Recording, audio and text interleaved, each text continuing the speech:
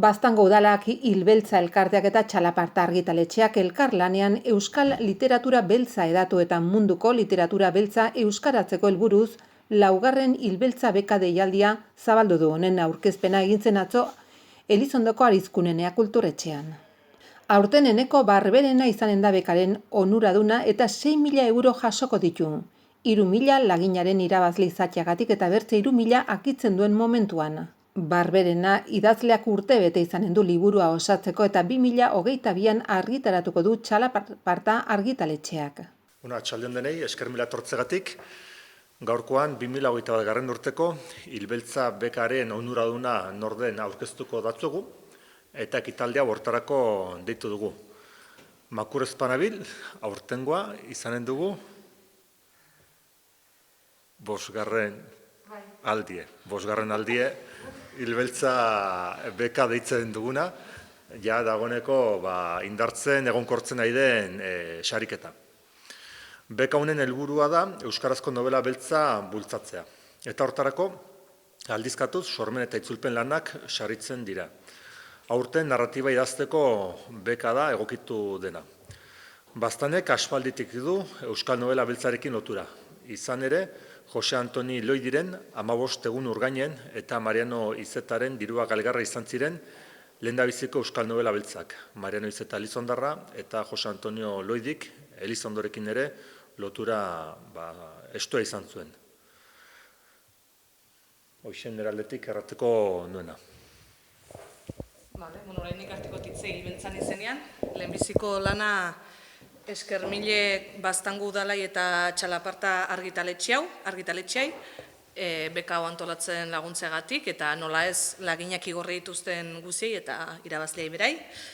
Hilbeltzan dako, Hilbeltza antolatzen dugunen dako euskal novela beltzan hastea antolatzeaz gain, beka hau antolatzea erronka handi izan zen, unei baiezko amatea, bizten da ez garela urrikitu baiezko aman izenaz, edo aitzinet segitu izenaz, eta arraskonten gaudela beka honek euskal literaturan gehitu duen eskaintzakin.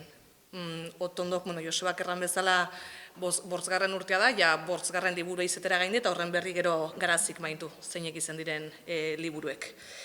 Nik aipetzeko bakarrik bisolasetan, aurkezpena aprobetxatiko dugule erteko aurten ez dela hilbeltzik izain, euskala novela beltzan hastea orai hartio zauntu dugun bezala, ez hilbeltzian, izain dugune da urte guzien barna, hilebetero, edo saiatiko gara egoerak usten duen egurrien zerbait antolatzen.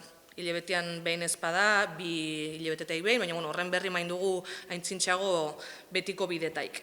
Eta aprobetxatuz, lehenbiziko ekitaldi zein dugu lerrain dut otsailean 26an, torko zaiku Miren Gorrotxategi, bere libura orkestera, Sotoan Gordeak. Miren Gorrotxategi izen da gainera Hilbeltzan izenean, gure epaimaikide aurtengo sormen laneko laginek lehitzeko, bere izentzelako zaitzineko urteko liburen irabazlea. Sotoan Gordeak liburu horrekin, eta hori zein de, erran bezala, aurkeztiko dugune otsailean 26an. Eta hori erranta, jausez, ikusten duzu maian Garazi eta Joseba Otondoz gain Eneko Barberena dugule, bera dela urtengo Hilbeltzako irabazlea, baina orai hitze pastiko diot Garazi. Nik Txalapartaren izenean hitz eginen dut, guretzat ere oso pozgarria da beka hau eta indarra ematea narrazio gintza genero beltzari eta daukagun elkarlan hau zaintzekoa iruditzen zaigu. Eta Maitenek esan bezala, azkenik aurkeztu dugun lana Hilbeltzarek bekaren barruan Miren Gorrotxategiren sormen lana da, aurreko astean hain zuzen aurkeztu genuen prentsaurrean, eta hori izan zen baina 3.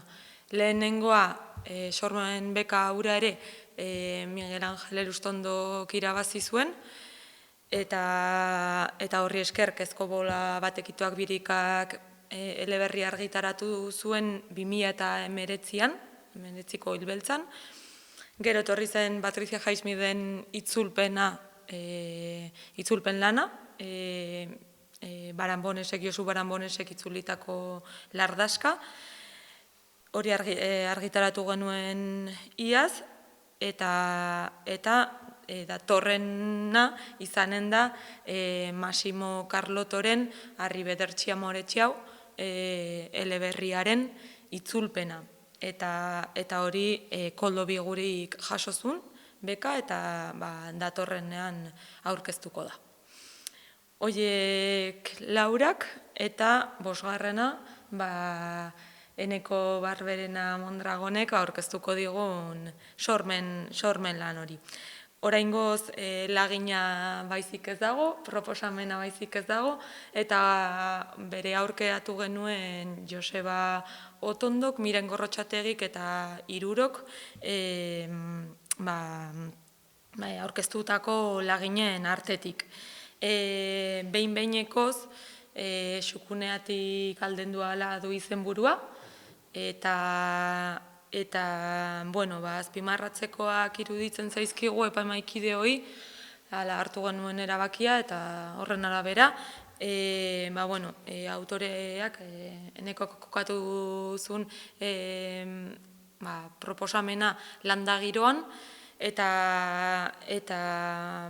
bertan zalantzan jartzen da, edo hausnarketara ateratzen da, norenak diren mendiak, norenak diren larreak, eta horre eztabaidatzen da, horien erabilera, norena izan behar duen, hor mendizaleak daude, artzainak daude, badaude beste interesen bat daukaten enpresak eta abar, eta iruditzen zitzaigun oso ongi ematen zula landa giroko bizimoldea eta herritarren izaerak ere bai. Eta Maizolan estalpean geratzen diren aseguru etxeak ere argitara atzeratzen dira proposamen horretan, eta gaia interesantea iruditzeaz gainera, taletan egituratu zuen Enekok proposamen hori, eta egitura horrek ematen dio bizitasuna, eta baita egingarritasuna ere bai proiektuari, ezta? Eta hainbat ahots agertzen ditu, eta epaimahaikide honi iritziz berea zen proposamenik osoena. Eta besterik ez dut esateko, zorionak irabazleari, bereari emanen diot hitza, eta hoxe. Bai, Eneko. Eskerrik asko.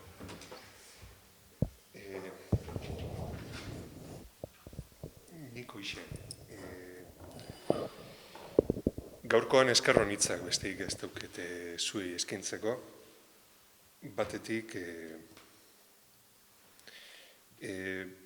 bastanek egiten dauen ahalegine euskarazko literatura, kasu honetan gainera genero beltza, bultzatzeko aipagarria dalako.